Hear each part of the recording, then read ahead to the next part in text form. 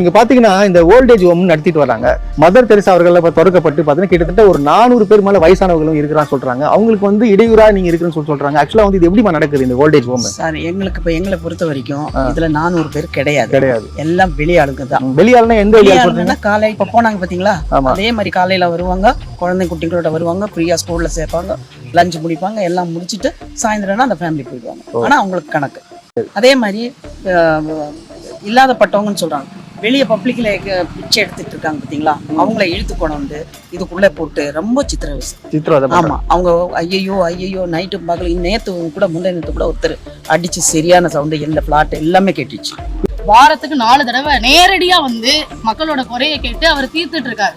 அப்படி இருக்கும்போது நாங்க எங்க போனாலும் அவர் என்ன வா நான் வந்து பாக்குறேன் அப்படின்னு வந்தப்பதான் இதெல்லாம் என்ன ரோடா இப்படி வச்சிருக்க, மக்கள் எப்படி இதுல வாழ்வாங்க, இவ்வளவு குப்பையை போடுறாங்க கண்பட அவர் பார்த்தாரு. பார்க்கும்போது அப்ப அவங்க என்ன சொல்லுவாங்க, ரோட்ல யார் குப்பை தொட்டி வைக்கிறதுக்கு அனுமதி கொடுத்தது, இதை எடுங்கன்னு சொன்னாங்க. குப்பை தொட்டியை அகற்றி இருக்காங்க, அவ்வளவுதான். அதுக்கப்புறம் இந்த காவாக்கு வந்து பூமி பூஜை நடத்தி காவா வந்து அனுமதி கொடுத்தாச்சு.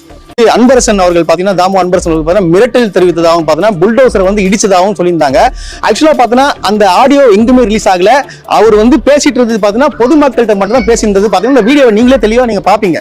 அது போக பார்த்தா சில மீடியா சேனல்கள் எல்லாம் என்ன பண்றாங்கன்னு பாத்தீங்கன்னா, அதாவது ஆளுங்கட்சியை விமர்சிக்கணும், இதுதான் அந்த டைம் எலெக்ஷன் டைம் வரதால ஆளுங்கட்சியை விமர்சிக்கிற நோக்கத்தோட வந்து இந்த மாதிரி யாரு என்ன சொன்னாலும் தீர விசாரிக்காம என்ன நடக்குதுன்னு தெரியாம ஒரு கால் பண்ணி ஒரு ஆடியோ மூலியமாவே, அதாவது என்ன பண்றாங்கன்னா ஒரு ஆடியோ மட்டும் போட்டுட்டு யாரோ பேசுற மாதிரி செட் பண்ணி போட்டுட்டு இது வந்து பரப்புறாங்க. பேசி தாமு அன்பரசன் நீ காலையில வந்தாரு, வந்து எங்க குப்பை தொட்டியை உடைச்சு எங்களை ஃபுல்லா இங்க இருக்கிறவங்க எல்லாம் நாங்க இங்க ஹோமே நடத்த விடாம ஆக்கிடுவேன், தரமாட்டமா ஆக்கிடுவேன் நீங்க இந்த இடத்துல குப்பை தொட்டி வச்சீங்கன்னா. சார் இந்த மாதிரி தான் இப்படி குப்பையெல்லாம் போட்டு இப்படி வைப்பாங்க.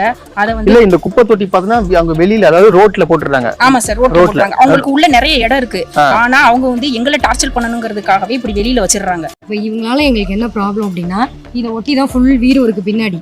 எல்லாம் அவங்க யூஸ் பண்ற நாப்கின், ட்ரெஸ், பிளாஸ்டிக் பாட்டில் எல்லாமே தூக்கி இந்த சைடு போட்டுறாங்க சார். ஒரு நாப்கின்லாம் நாங்க எப்படி சார் கிளீன் பண்ண முடியும்? இதுல வந்து ஃபர்ஸ்ட் ஃப்ளோர்ல செகண்ட் ஃப்ளோர்ல ஆள் இருக்காங்க. இது வந்து ஆம்பளைங்களுக்கான இடம்னு வச்சுக்கோங்க. காலையில இந்த ஜன்னல் எல்லாம் ஓபன் பண்ணி வச்சிருவாங்க. இங்க உள்ள கீழே இருக்கிறவங்க எல்லாரையும் அப்படியே ஓப்பனாவே வந்து குளிப்பாட்டுவாங்க. எல்லாரையும் தெரியற மாதிரி எல்லாத்தையும் செய்யறாங்க. இன்னொன்னு என்னன்னா, ஒரு ஃபர்ஸ்ட் ஃப்ளோர்ல ஒருத்தர் எங்க இருந்து வருவாருன்னு தெரியாது, இவ்வளவுதான் போட்டிருப்பாரு, டவுசர் மாதிரி போட்டிருப்பாரு. பெருக்கவே முடியாது. நாங்க பெருக்கும் போது வந்துட்டு எங்களையே பார்த்துட்டு அந்த சவுண்டு கொடுத்துட்டு அந்த டவுசர் கிட்ட வந்து இப்படி கையை வச்சு இப்படி பண்ணி நம்ம நிமிர்ந்து பார்த்தோம்னா உடனே நம்மளை வந்து அதை இறக்க பாக்குறது. இந்த நியூஸ் சேனல்லாம் வந்து தயவு செய்து நான் சொல்றேன், மீண்டும் சொல்றேன், இது என்ன நியூஸை போட்டாலும் சரி நீங்க வந்து தயவு செய்து இங்க வந்து விசாரிச்சு என்ன நடக்குதுன்றத பார்த்துட்டு வந்து நீங்க வந்து செய்திகளை போடணுன்றத நான் தாழ்மைன்னு கேட்டுக்கொள்கிறேன்.